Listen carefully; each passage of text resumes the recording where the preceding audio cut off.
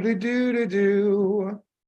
All right. So, everyone, thank you for coming back to Tattoo Now, where we're here with Robbie Ripoll and Dusty Pitstick to talk about feelings. Let's talk about feelings. Yeah. Thank you to Gabe and Guy and everyone at the Reinventing the Tattoo Network for allowing us to do this, giving us a platform to chat and share with you, the whole rundown on our feelings about a lot of tat guy related stuff. But as you know, if you've seen this before, we get into just a lot of real life stuff. That tattooing in real life, there's a really weird hard line that gets blurred. Well, it's not a hard line. It's a very blurry fucking line between life and tattooing, because tattooing is life a lot of the times, which leads us to one of the topics. You said tattooing is life, and I thought of Vin Diesel saying, "I live my life one quarter sleeve at a time." All right, I dig that. Put that in the memory banks for a future bad tattoo idea. Absolutely, dude. Fast and the Furious has gotten so out of hand, but it's still like the GOAT. So like it's out of hand and stupid, but yeah, like I'm still gonna watch all of them at like when they come out at some point. So to throw Vin Diesel in the tattoo world. It feels right. So Hip, who is AKA Hippopotamus. I think that's what it's short for. He went with us. Joey Brenner and I love the Fast and the Furious movies. We know they're bad, but it's like they're gonna fly a Toyota into space. Like, how could we not go see that? And it's so stupid, but it's the best. Not the new, not the Jason Momoa one this summer, but the last one, like maybe 2 years ago. We went and got at the time we would just grab 8 opening night tickets for every movie we wanted to see, and then just take whoever from the shop or just call up homies. And we took Hip to see that, and he's like, "I haven't seen any past Tokyo Drift. Am I gonna know what's going on?" And we're like, "Oh, there's nothing to get. Don't worry." And we explained to him thoroughly. We're like, "Dude, it's stupid. It's bad. They're probably gonna end up in space. I think John Cena's a cyborg. This is gonna be awful, just so you know. But that's the fun. We're gonna eat popcorn and watch explosions and just bro down." And he's like, yeah, I love dumb, stupid movies. It's great. And then we left that theater, and that man was so distraught and upset at that. He's like, "What the fuck was that, bro?" We're like, "Dude, we told you it's not good. It's just fun." And he was really secretly upset about it, to the point that he was like, "Man, fuck this shit."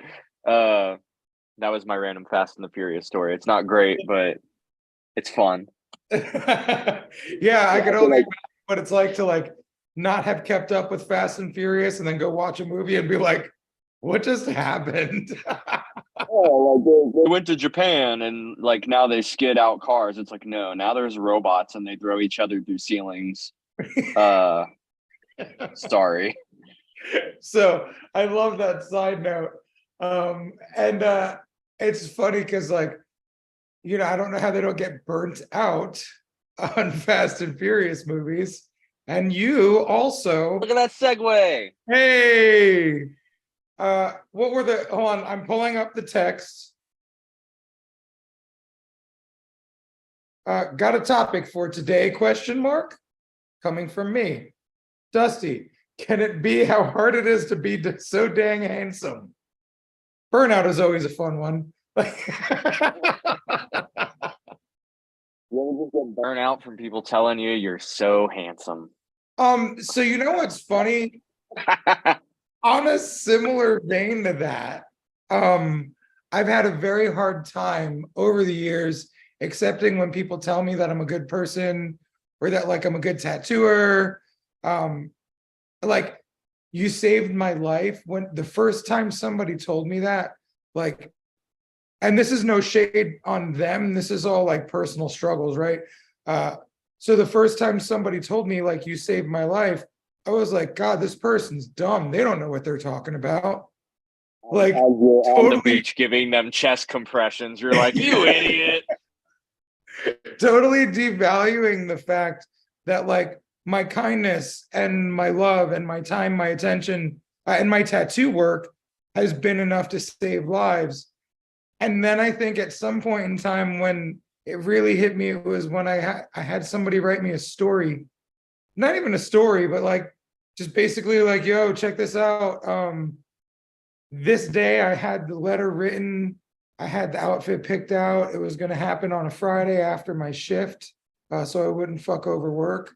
And one of your videos saved me from following through with my unalive plans. And I'm like, holy shit. So that was like when it finally hit me that like, damn, these people aren't stupid. You actually might have said something that helps them.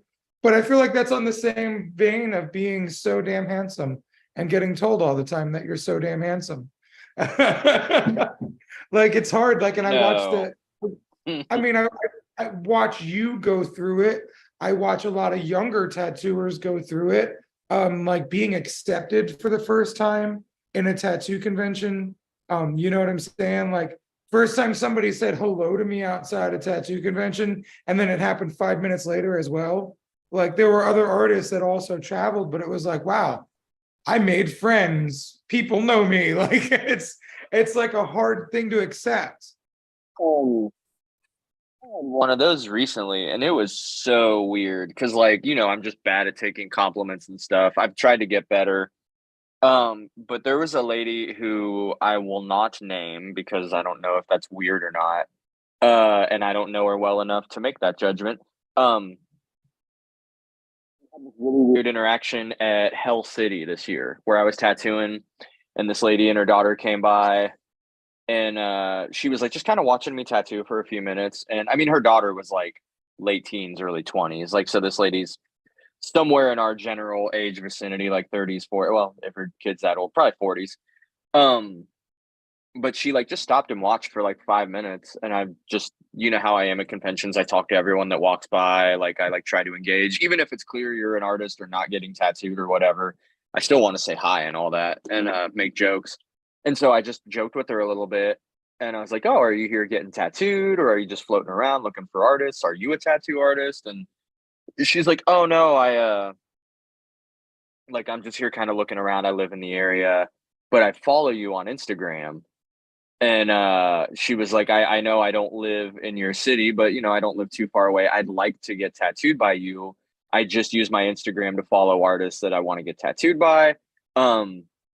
And that was weird for me to be like, hello, stranger from another city that knows who I am, like uncomfortable, not in a bad way, but just like, what do I do? Like, But what I what don't know what what to do. really fucked the whole situation up was the lady has a very specific name, like the sort of thing you wouldn't forget. She's not like Mary Jones. You know, it's like if someone was like, "Oh, my name is Hugo Slamovich," you'd be like, "Wow, I'm never gonna forget that person's name." Um, you know, so like, she just had a really specific name, and she told me her first name, and I was like, "Oh, is your last name this?" And she was like, "Yeah," and I was like, "Your Instagram name is just your name, and you like all of my stuff, and it's a very specific name, so that stuck out in my head." And I think it fucked her up worse that I knew who she Really? was. Um, Uh, because I'm not like living La Vida Loca baller status with my Instagram. Like if I post a good tattoo and it gets 100 likes, I'm like, holy shit, this is life changing. I'm not, you know, like getting like thousands of likes. So I remember names when people like my stories and stuff. And again, it was such a specific name that I was like, oh yeah, you follow me, you like my stuff. Like I know who you are. I know what your name is. And it like made her like, I don't know how to handle acknowledgement either.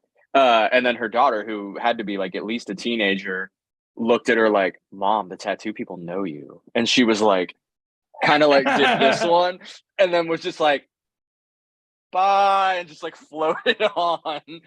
Um, it's exhausting.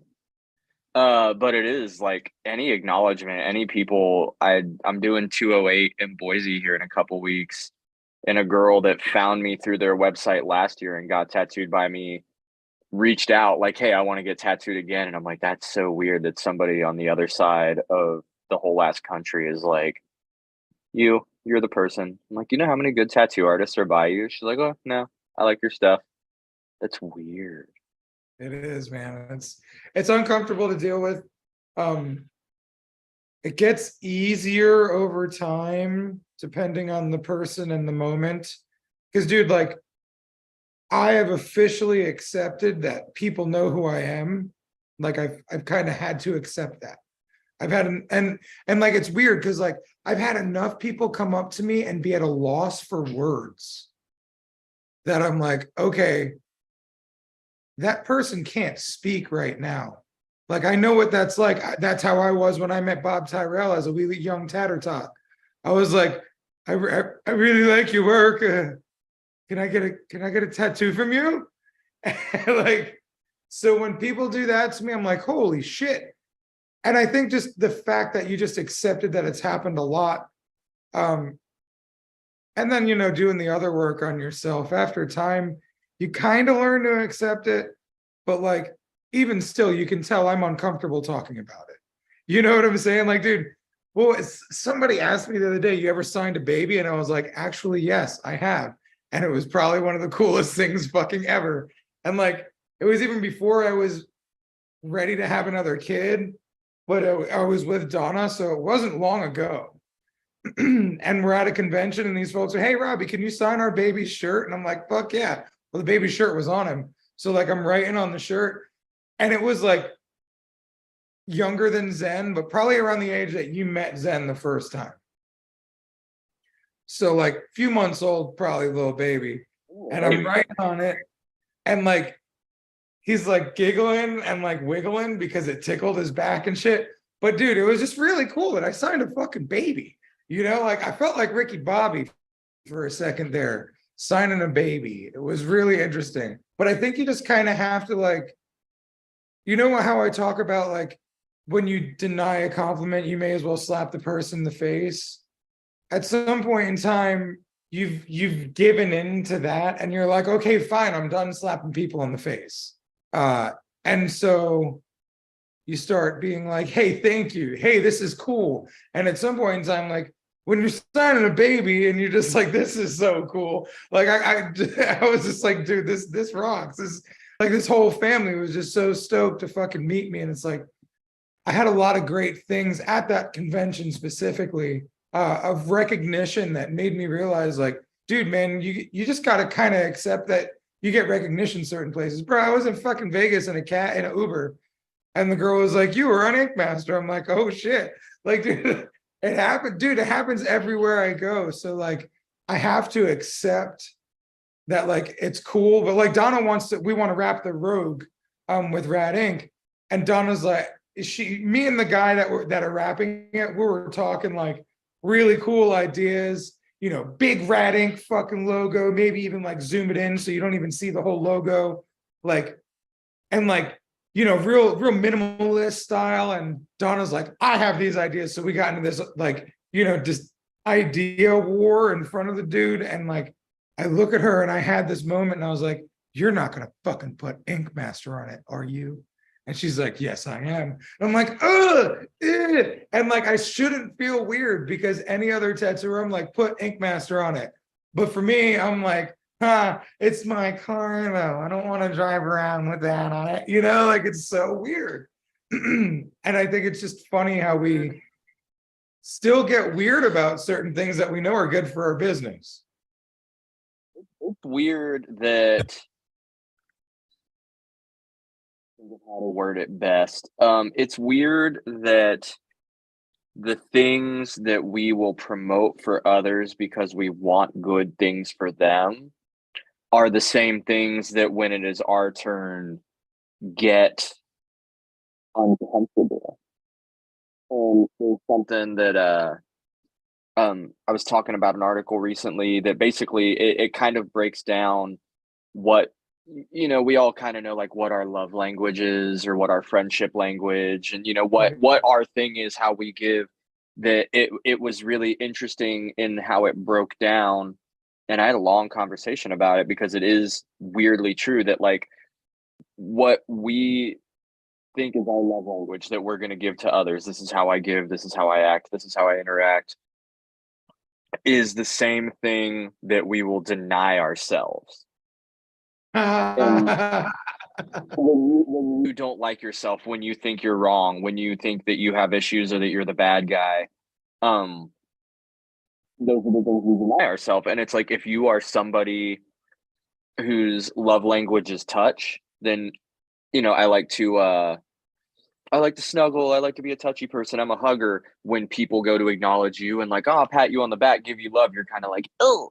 Um, if you are somebody whose love language is a lot of affirmation and a lot of gassing people up, when people turn around and turn it at you and they're like, nah, you're the real MVP. You're the, you know, whatever. You're like, no, I just work here, whatever. Um, I am I am a big gift giver. I try not to give people like too much goofy stuff unless I know their personality and I know they like trinkety stuff. But I am a very utilitarian gift giver. I'm the sort of guy. One of the best gifts I ever got was a girl that I dated. This is probably 15, 20 years ago.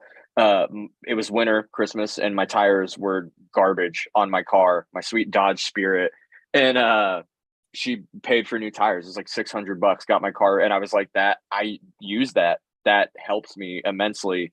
Back when my dad was alive, once I was like old enough to buy people gifts and shit, what he did for me every Christmas was, what's your biggest bill this month? Which was usually like rent or something like that. And he'd be like, I got it. So you can give other people gifts stress free and not worry about Christmas money. Like you're covered. Um, which was a super cool gift, but it was just funny because that is my love language. Yeah. And if you buy me anything or do anything for me in that regard, I will like, no, like I would have no problem if you were like, oh, this dope flamingo shirt's $60. I would like wait until you're out of the room and then snag it up. Like, Donna, what's Robbie's size? And get it and gift it to you. I go to the store and if a shirt is like $10 on sale, I'm like, 10 fucking dollars, like, ugh, get it out of here. Yeah. And it was such a thing. And I think we are both gasser upper kind of people that it is when it's turned around and it's handed to you. You can be so motivating that someone thinks you saved their life, and not thinks, you did save someone's life that way. But when confronted with that, because that is your love language, to put good out and to do, you know, gas people up and tell them they're worth it, they're like, hey, you're worth it because you made me feel this way. That you're like, eep, like I'm down here. And it's cool to know that you've gotten better at it. I've gotten okayer at it, which is a start. I've had immersion But therapy. Dude, Donna fucks me like everywhere we go, even if we're not talking about it. Like if Donna feels challenged or threatened or feels the need to puff up and peacock, she's like, well, you know, he was on Ink Master. We own a shop down the street. And like, she starts running off all these things. And it's like my accomplishments and shit. But I'm like, yo, shut up, dog. Like, don't talk like that. But like dude, as soon as somebody wants to talk about tattoos, well, he was on Ink Master and like just jumps at him like immediately with that. And she's been doing it for 5 years now. So you know, I kind of just I've gotten better at it because I've gotten used to it. And honestly, we haven't been on the road a lot. So I kind of like I lost the practice of seeing Ink Master all over with my name attached to it. So like I got a little out of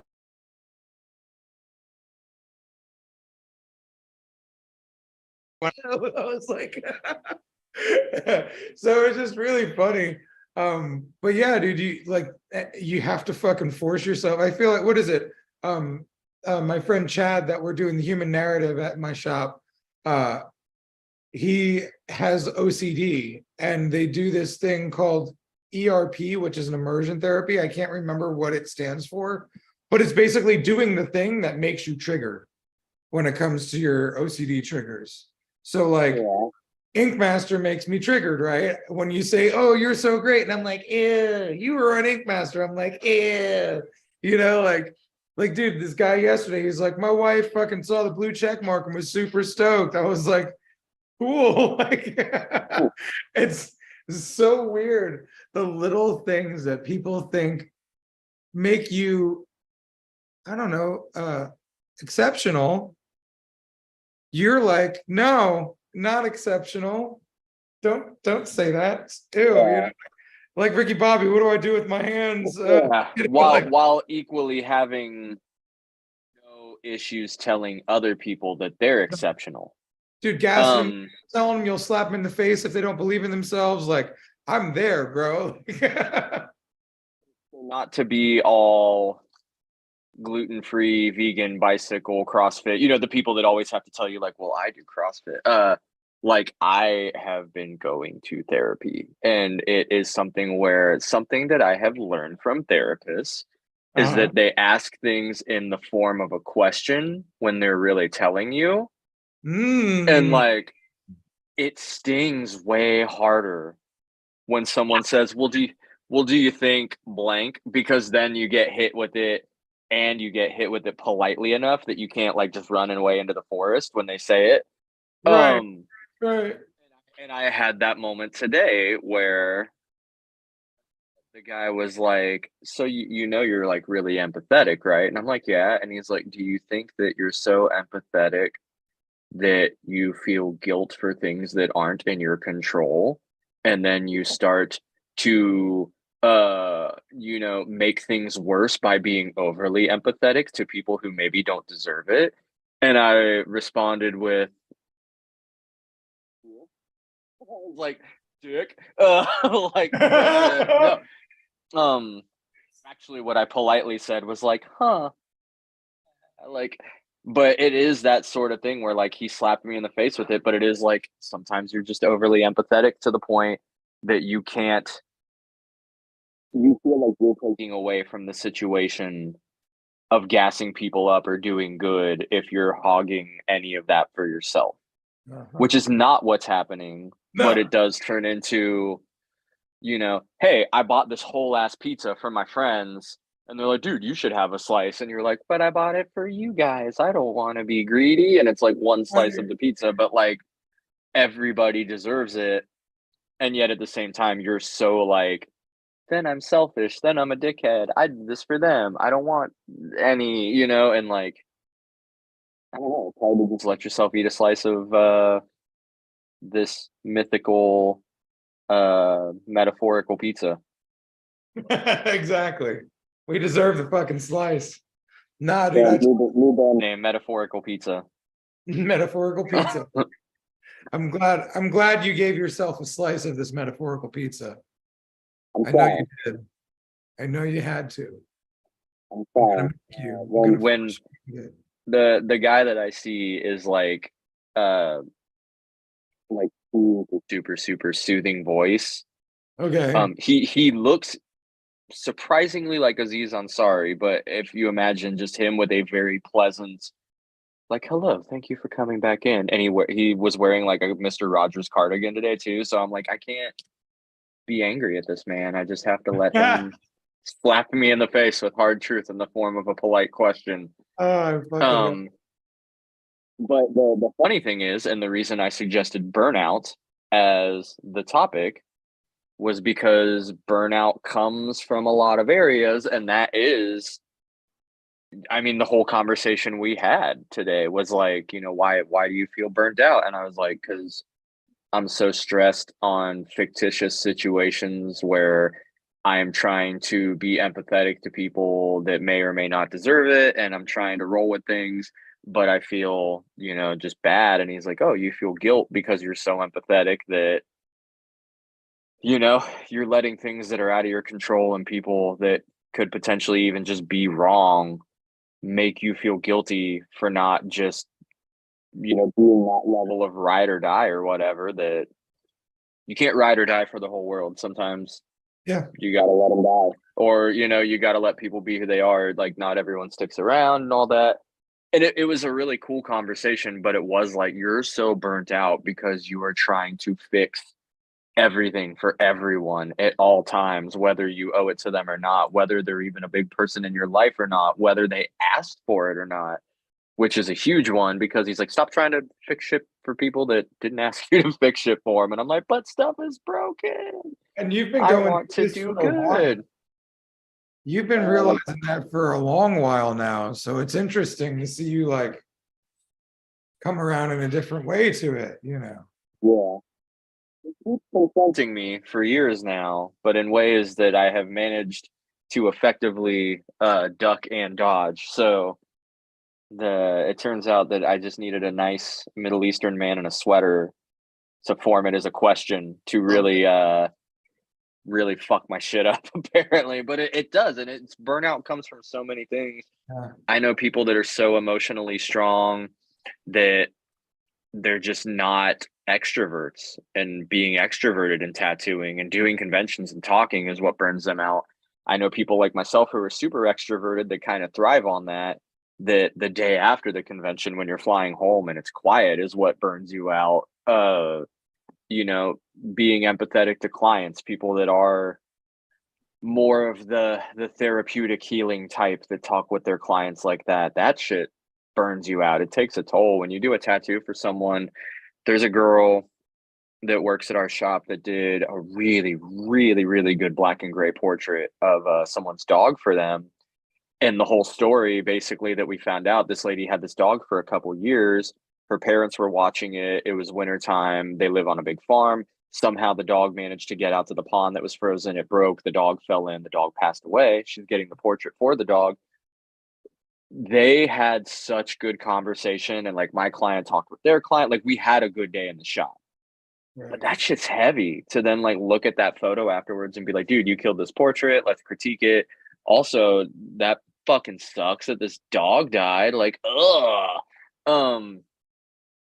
There's so many reasons that we get burnout, but it do be burnt out lately. I feel like everybody has been a little bit. Yeah, it do be. Yeah, I'm in a weird state of burnt out on the transition to my new life. Yeah. Because like I don't work a lot tattooing, but I work a lot. Yeah. I'm everything I always wanted to be for the past 10 years, and I'm getting it all figured out, but like, it is difficult. Yeah, I absolutely get that. And it is, I don't know if this is something you have experienced. I think you have, that like tattooing isn't bad right now. I'm staying busy. Things are going well. It seems like everybody's getting clients. I've heard a lot of cries of oversaturation, but it seems like everything is still going cool so far. But I have noticed that we always, like, everybody, depending on where you live and how you operate, has like some form of slow season, or like, oh, hey, for me, I feel like historically it was always December-ish because everybody's buying Christmas gifts. Everybody's very money minded. Everybody's going on family trips and their kids are out of school for 2 or 3 weeks for Christmas. And then as soon as January hits, people start filing taxes. They get gift certificates, they get Christmas money, and it pops right back up. It's like 2 or 3 weeks, real chill and easy. But I feel like after COVID, like there just wasn't a slow season for 2 or 3 years. That's the problem. It's And not now that oversaturated. it's now that it's finally chilling out just a little bit, and it's not, I still wouldn't call it oversaturated. There are like 5 good reputable people opened up shops in Dayton in like June, like just June, and they're all like trying to figure out how to stagger their grand openings because they're all people that like each other, but like, well, we can't all do fucking June 16th. Right. You know, but it's getting a little cramped, but so far it's been good. But it just happens to be that push is also coming from a lot of people who saw, dude, this has been the best 3 years ever. now's the time to open the shop. Now's the time to take a chance on that apprenticeship. Now's the time to do it. And it happens to be right as the economy is kind of like, you know, door dashing Chipotle is like fucking $800 now. So it's very like people are starting to get just a little more chill. And especially right now, it's summer. People have their kids out of school, family vacations, going out in the sun, swimming. So this is the first summer in years that I've seen it like still busy, still tattooing almost every day, but like not, crazy. And I think a lot of people that just got into the industry within the last couple years, and a lot of people that kind of just opened businesses within the last couple years and made that upgrade from, you know, booth renter to studio owner, are seeing a little bit of it. And I think it's got everybody a little burnt out, because it is, when the shop I was at when we reopened in Ohio, it was super weird because they lumped us in with beauty salons when they closed everything for months. Mhm. And when they reopened, they said beauty salons can reopen. And they didn't specifically say tattoo shops. And so, you know, just in Dayton alone, which we're like a decent sized city, but we're not huge, there's well over 100 well-known tattoo artists in Dayton. That's enough people just in this one city, on top of Columbus, Cincinnati, Cleveland, Akron, that are all blowing up the attorney general's office. And they're like, does that include us? Can we open? What's the deal? Do we need to be inspected? Like, how do we do this? And they finally said, okay, we hear you, tattoo artists. We're going to open. Yeah, you guys open too. We get it. And they gave us the news on a Wednesday night, and then tattoo shops could reopen Friday morning. So we had 48 hours. And the shop I was at, we made a Facebook post that said, hey, we're going to get to people we had to reschedule first. But then, you know, hit up the inbox. And I think in 24 hours, we got 200 emails from people that wanted to get tattooed. Like, it was insane. And we were telling people, you know, man. Yeah, because you're giving it hand signals. Your thumb was sitting there. Yeah. If you do this, it raises your hand and stuff. What? That's so cool. Wait, now it's making a light. There we go. See? Hold on. Whoa, I was trying to figure out what that was. That's cool. All right. I love you. Your Where you going? consult's here. I'm just gonna tell him like maybe like an hour. Oh, that was supposed to be here at 3 No, where are you going? to finish setting up the stuff. Oh, okay. What'd you come in here for? Just to let you know that they were here. Brittany already texted me. Oh, sorry. Your systems and processes work, bro. All right, I love you. Love you. Love you too, Dusty. He said thanks. You said thanks? Oh, he said thanks, love you. His earbuds cut out. Yeah, they always come in and out. They've been doing that ever since. Oh, hold on. Let me do this real quick. Ooh. How about now? I don't know. It usually happens in time. So okay. Any better? yeah. Okay, cool. I just took the earbuds out. Okay. But yeah, so we got like 200 emails. We were super slammed. And there was people, you know, we reopened in like May or whatever. There was people that we already had booked in May for August. And then everything carried over and it just stayed crazy. And then it finally, like I said, I think it's just now catching up and people are burnt out, because it used to just be like, oh, I'll throw out a post and get 12 emails and 8 of them will be cool. And then, you know, that books up my next 2 weeks. And now it's like, oh crap, I'll post 12 flash pieces, make 3 posts, go hit my community with flyers, burn some sage, like shout at the moon, and I'll get 2 bookings for this week. And, you know, we'll roll with it. But it's a lot more work, and it's getting back to a little bit of, even as recently as 3-4 years ago, kind of where it was, where it's like, yeah, it's steady, life is good, but you got to hustle a little bit. And I think I don't want to say everybody got fat for a minute, but the burnout just feels industry wide very real right now. Right. And you know, I feel like a lot, like you said, a lot of people are talking about oversaturation. A lot of people are talking about the same thing you're talking about. Like, there's an economy fluctuation. We couldn't do things during COVID. And now we're riding the end of that wave. Yeah. So I feel like for me, it's been weird because we opened the shop, you know, and then it was crazy time when we opened the shop because fucking it was right during COVID. Like right as soon as you could open shops, we opened. That was our first day, right? So then we were on the road too, and we were just crushing it everywhere we fucking went. And then, you know, we had a bunch of staff leave. The economy switched around. You know, recently more staff changes, the business partner backing out, like, dude, all these things. So now we're like, all right, which angle are we not going to get it from? Because now we've got to diversify in so many different ways to figure out. And like now we've got a brand new website. Our SEO guy is fucking on the fucking workforce, like going hard in it. And now we're looking at our booking system internally. Like we're looking at how we're presenting it on the website to maybe, you know, make it easier and bring more of the website clicks to more conversion. So like, dude, it's like, fuck, man, we're just trying everything we can. And the business does, but it's not like it doesn't like do well right now. The business is just doing, you know. And the cool thing is it is feeling worldwide, industry wide. For a lot of us, for some of us, there's still you know, killing the game with no stress. But like there is a level of burnout there that a lot of us are going through. And that's a part that brings me safety, knowing that like it's not just me and I'm not just doing something wrong.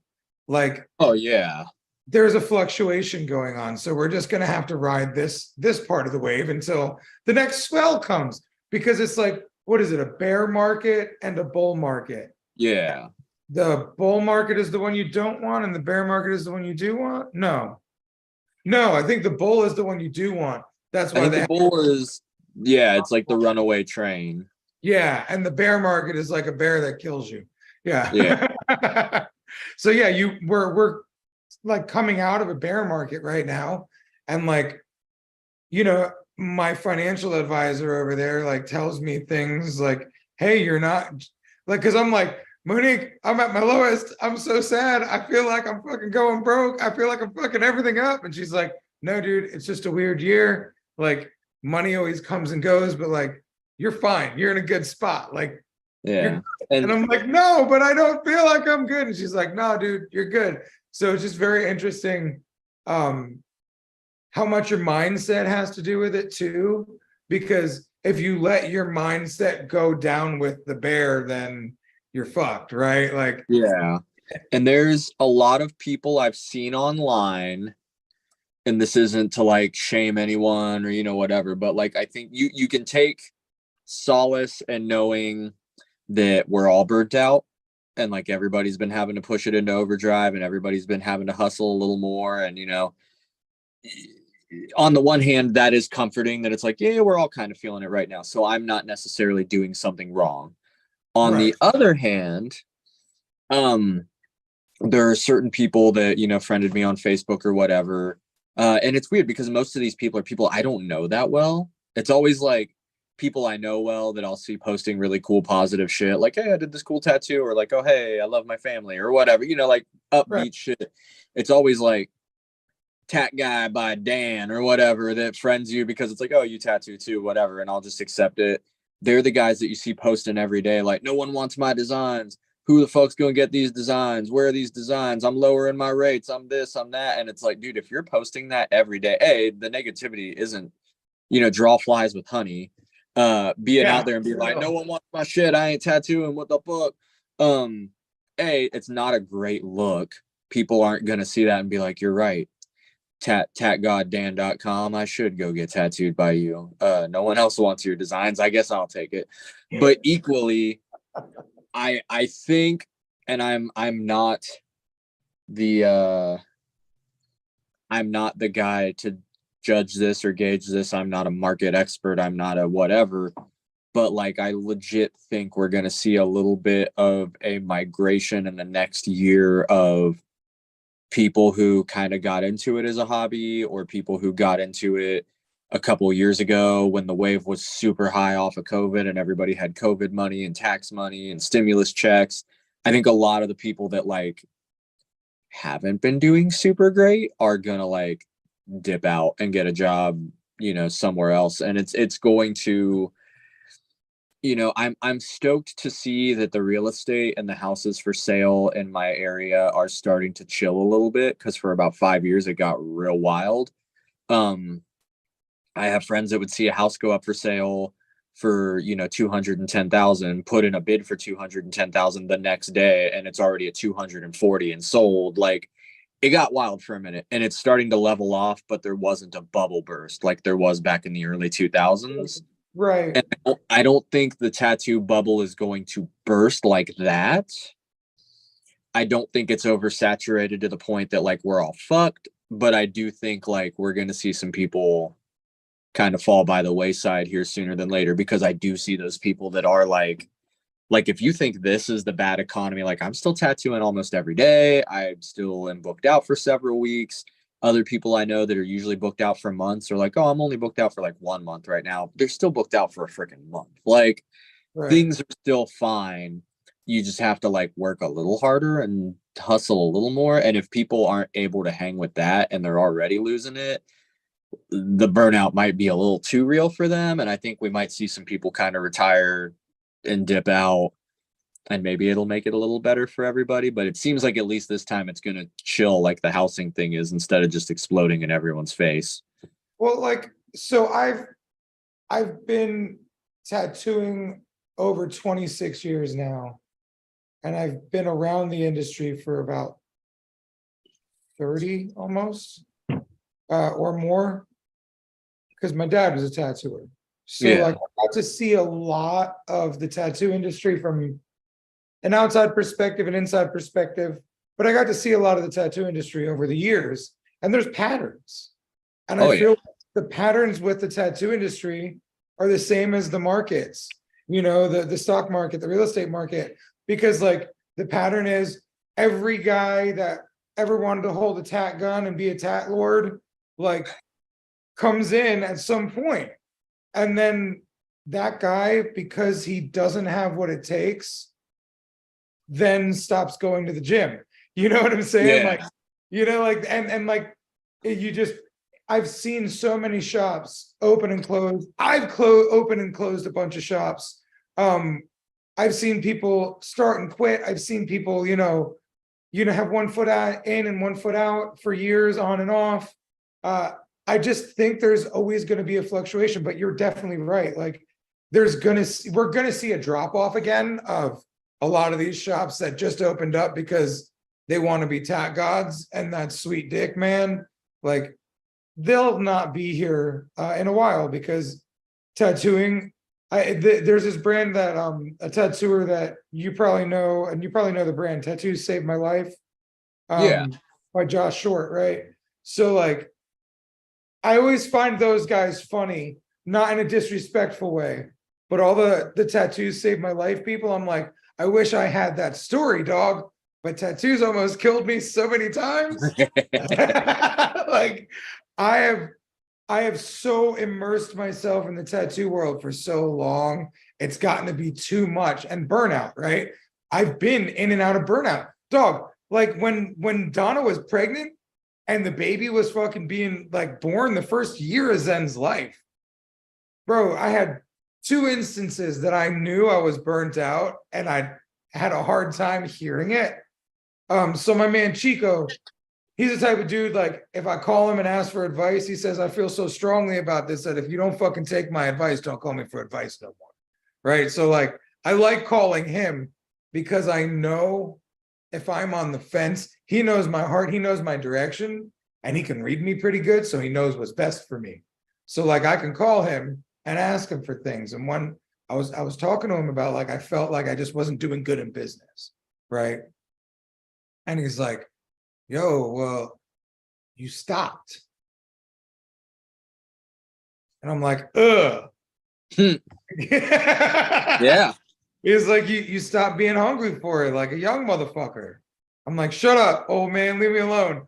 So then me and Donna and Jaden are watching fucking John Taffer Bar Rescue. Love that show. Best show ever. And like me and Donna felt it at the same time when he's yelling at this people. He's like, you want to know why your business failed? You fucking walked away from it. And me and Donna were like, like fucking poison darts, bro. It was like, because we knew like Zen had become our priority and we like made it either or instead of both. You know what I'm saying? And now we're focusing on being great parents, but also building this business. Well, business is between her coaching programs, my coaching programs, the real estate stuff, like, you know, like we're like actually allowing ourselves to do all the things we want to do, including being great parents and being good in business. But it's like been so much. And it's like, but like those two moments, like Chico telling me and then fucking John Taffer, it was like, fuck, man, I backed away from my business. I stopped. I'm burnt out. I don't like it. And this was the most recent burnout. And there's been many different burnouts, which is why I know, like, so like that's a fucking cycle, just like the industry, you know, ebbing and flowing with fucking excessive work is a cycle. So like, it's all a cycle and we're going through that cycle. And if you're burnt out right now, you're not going to be later. And if you're not burnt out right now, you might be sooner or later, you know? And if you're not burnt out right now, I don't know what you're doing, because everybody is. Like, whatever you're doing, keep doing it. But like, and it's and burnout in so many different ways, not just with work. Like just I'm burnt out with dealing with life lately. No, I totally get that. That's been going around too. And it's relationships and friendships and life and work and all of it. It just seems like everybody's been kind of extra on high alert lately. But something that I have noticed too, like hopping kind of back one thing, but you had mentioned, you know, the ebb and flow of the industry. And I, you know, granted took a very long hiatus in between my apprenticeship in the early 2000s and now, and got super into playing music and all that. But like, I still stayed around the industry. I still got tattooed again a bunch. I still had friends in the industry and still like was involved. And something I remember really seeing and thinking is funny, and it's different from state to state, but markets in general tend to go for, you know, what's hot right now. And I feel like when I really started getting back involved and back into stuff 5-6 years ago, it was realism. Was like everybody wanted realism, and then it super turned like right around that time into pepper shaded, illustrative, the dot worky, the stipply, mandalas, all of that stuff. And I have noticed that recently it has been like black work, but not like ooh super dope realism black work. It's been a lot of like very basic primitive black work, a lot of line work heavy, a lot of like ignorant is literally the name of the style. I'm not trying to diss on it. There's actually some really cool ignorant tattooers out there that do ridiculous shit, but it's a style that is a little more easy to pull off.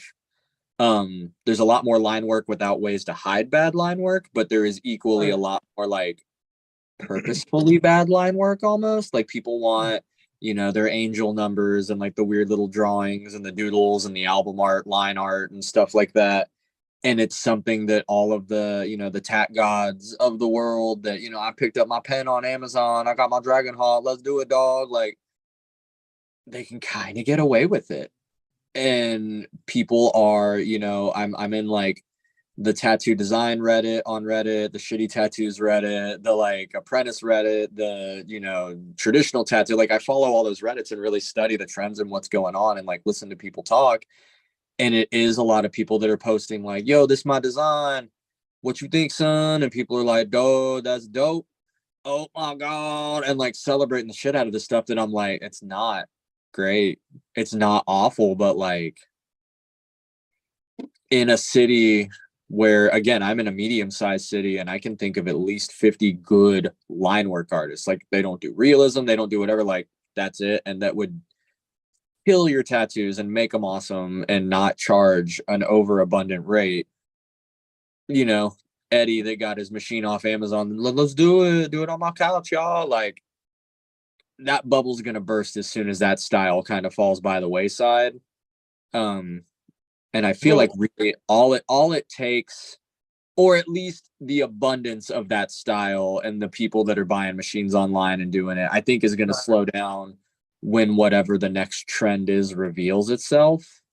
I think we can all low key blame Pete Davidson for that right now. And I'm high on Pete. I like the guy, but like the next trend is coming. And no, it always is. Dude, it's funny because like, oh, sorry, I didn't realize. I was just gonna say between that and the economic stuff going on right now, and that it is a bear year and all that sort of stuff, like yeah. I think that oversaturation could sort itself out pretty quickly. Absolutely. And like similar but different. I've seen the styles come and go. I remember when like dream catchers were only for bikers, and like now they're for like the hot girl summer. But even more so is like now we've got micro portraits getting shitted on again. Mm-hmm. They're like, you aren't gonna hold up. And then, you know, like people are real horny about line weights all of a sudden. And like blowing up your tattoos so you don't have, you know, fingers this big and a head this big, you know, like, so it's really interesting how like micro tattoos were all the rage for the last 5 or so years, and now people are like, yo, you can't do micro tattoos. And the whole time I've been sitting over here in my corner being like, I tried to told them. Like I will fully admit that I was a middle ground. I totally tap danced on that line because I don't mind doing smaller tattoos. I don't mind, but you know how I would tell people like I'm not doing it that small. This is how small we can go. And I would argue with people, and then I will pull out literally like a single needle or like the most like 6 millimeter bug pin tight 3 and do it. Right. I'm like, hey, it may heal out faded. You might have to get it touched up, but it's going to be better than blowing out. Right. I tap danced that line a little bit here and there, but I also told a lot of people if they were insistent on this size, I'm like, this is going to heal like garbage. I'm telling you that now. You know, and I rolled with that, but at the same time, have I always, every time I've been like, you should go bigger, and they're like, okay, let's do it. Am I like stoked? Hell yeah. Absolutely. But I have noticed a few posts. I know there's a girl in Cleveland named May that made one recently. I'm sure I've seen a few others where it is for every younger college age kid that's come in and they want, you know, grandma's handwriting or the line work portrait, the outline, the whatever. You know, that big right there, teeny tiny. It just took one person and their overall like cool zone and generational area to start sharing those posts of like, this is how your tiny tattoos heal, that all of a sudden they all get it.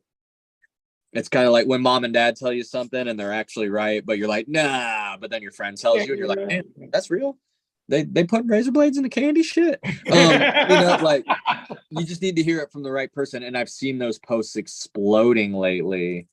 And so I think, yeah, we're gonna hit the next phase soon. And I think a lot of that burnout might cure itself when a lot of the part-timers and the Amazon people and the people that are just doing whatever, you know, tiny tats, I got you, dog. I this isn't meant to shit on anybody, because do your thing. But I've noticed that a bunch of people that do like eyebrows and stuff are suddenly tiny tattoo experts. And there's a lot of people using like PMU machines and single needles to do little dainty words. And I've already seen some that are only like 6 months up that are basically faded. And I'm like, okay, well, we can cover it for you. But I think a lot of that is starting to, you know, tattoos take a while to heal and to fade or to sink and blow out and stuff. And I think we're, like you said, hitting that point where it's getting a little better. So that might fix a lot of it. And then we're all going to have a whole new set of burnout, because it's going to go from, damn, I got to hustle again, to, damn, I got 800 people in my email again, which is the better burnout of the two. Right. But dude, I used to get wacky again. We used to have to like aggressively tell our clients to calm down if they had to wait because Yeah. we were busy. You know what I'm saying? So like it was very, very, very aggressively, overly abundantly busy. So it was awesome. And it was a burnout. It was like, man, this is hard. How do we do this? We don't have a life anymore, you know, like, so it was, whew, yeah, what a time. What a time to be alive. Yeah. It's just trading burnouts for other kinds of burnouts. Then you get in your fucking sick Mustang, man. Then you do a sick burnout, bro. Yes. We'll all have cool Mustangs again when everything sorts itself out. That's it. That's it. This has nothing to do with feelings, but I feel like because it's about 6 o'clock and we're hitting the wind down time, what do you think is the next trend? What do you got? Where's your money at? Ooh, I don't know, maybe wishful thinking, but bold color. I don't know. I feel like traditional could come back into style again, like real heavy. I Right. would love that. I think it's gonna get weirder. I think people are just gonna start pushing, but I guess it's weird depending on where you go, because like, you know, basic Pinterest, like original, like simple, you know, Yeah, I don't think basic Pinterest will ever die. Like we're stuck with it, which is cool because it pays my bills. Right. What's the majority new trend? I don't know. I can never peg these things. What do you think? Around here, and I'm not mad about this, and maybe I'm just speaking out of wishful thinking, but it seems like you started to say weird. Like it seems like new school neo trad, like the 90s to early 2000s, like weird caricature proportions and fisheye lens proportions. A lot of the weird 90s shit is starting to like Cherry Creek vibes almost. Okay. It seems like a lot of that is starting to get around here where people want color and they don't want traditional. They're like, I don't want it to look that flat. I don't want it to look that simple, but they don't want realism. And part of that might be that just people don't have the budget for realism. Because I love doing that at work where someone's like, oh, I really want a skull. And I'm like, oh, you're probably looking at a couple hours. We could have fun with that. And then they're like, oh, and they show me the photo and it's like gorgeous black and gray realism. And I'm like, hey, I'm not the guy for that. Here's other people at my shop that can do it. And they're like, oh, my day rate's like 800. And they're like, oh shit. Okay. How do we get back to that 2 or 3 hour thing? So it might be part of what it is. But yeah, I've had a lot more people starting to come in that are younger that are showing us like, oh, I really like this. I really like that. And they're showing a lot of, which is crazy because around Dayton, the really bright, colorful, vivid, traditional stuff that's been popular is a lot more of the like, you know, like primitive, very saturated and awesome, but very no color blends, no gradient, like super simple traditional. And it's like when it's done right, it's gorgeous and I love it. And I'm a little bit jealous because I always end up putting in color blends and line weight variations and overdoing it. But I've had a lot of people showing me more like the neo trad 90s new school fairies and sparrows and stuff like that. I hope nautical stars come back. It's been too long. But I think that's where it's going. And as somebody that can make a bold line and color blend to someone else who makes a bold line and color blend, like I think things might be all right. Yeah, I think we'll make it. I think we'll make it. All just hope that it's not realism again. That's right. I'm attacking all the realism artists out there. Like I like realism. I like it. But I really like most styles. Like traditional is probably one of my least practiced styles. And I'm about to do 3 traditional dogs in the Pharaoh's horse. The Pharaoh's horse's tattoo style. Are you doing them in like the horseshoe and everything? I don't know what his background is because I've seen it in so many different variations. So I think I got him doing his full chest bang, maybe a large torso bang if he's Nice. down for crazy. But I think I know I got a good composition for the 3 pups. And they're his dogs, so it's really cool. But like, it's my chiropractors and they fucking love traditional work. And Yeah. so, all right, cool. But I don't really do a lot of traditional. Like Japanese traditional, I don't fuck with. Like any Oriental traditional, as long as you let me do it my way, I'll do it. But like if you want it like traditional, don't know the rules. And Yeah. I'm not trying to study that. So, like those are the only things I really stay away from. But like I even don't stay away from traditional. I just don't get a lot of people asking for it. Yeah. But, like, yeah, I don't know. I like all the styles. Realism is my least strong area. I can and will do it. If it's like a portrait of a family member or something, then no, like I'm staying far away. I like that I work with realism artists that are dope that I can just pass it to them. Right. More so than anything, I just A, it was a joke, but B, because like realism really had the reins pretty hard for a long time. I mean, really just until the last few years, and even throughout the last few years, I haven't seen a lot of realism artists get that hungry. Some of them have had to incorporate lines again and stuff, but if it takes over again, it's like you guys just had your day in the sun. Like give me nautical stars. That's all I'm asking. That's it. Just start making nautical star flash. And then there you go. I'm gonna make up a sheet of nautical. I'm gonna start producing the most me versions of all of the 90s, like Cherry Creek and all of those, like the wacky sparrow that has the super weird, like dipped up proportions and the giant Betty Boop eyes. Cherries. Everything's getting cherries. Nautical stars. Make tattooing fun again. Here we are. Yes, sir. All right, bro. Well, let's wrap up. I love you. Today was a great day. I enjoyed it. Let's start talking about bringing guests on too. Yes. I'll leave you in charge of bringing guests on for now because I can never do the scheduling right. I get it. But I think that'll be fun too. But yeah, thank you for showing up always. You, Guy, Gabe, and the whole crew here at Reinventing. Thank you for everyone watching. And we will see you guys next week. Yeah. Love y'all. Bye. Love you. Oh yeah, and I think I'm getting tattooed one of the days that we do it. Yeah. Yeah. Who are you getting tattooed by? Jake Swiss, the guy that's doing this cover up sleeve guy. Nice. Yeah. It's kind of hard to see, but yeah. So I'm excited. We're gonna be working on my Heck yeah. All right. Well, I'll see you next week, and then the week after you'll get tattooed. It'll be great. Yes, it'll be awesome. All right. Well, love you guys. Bye.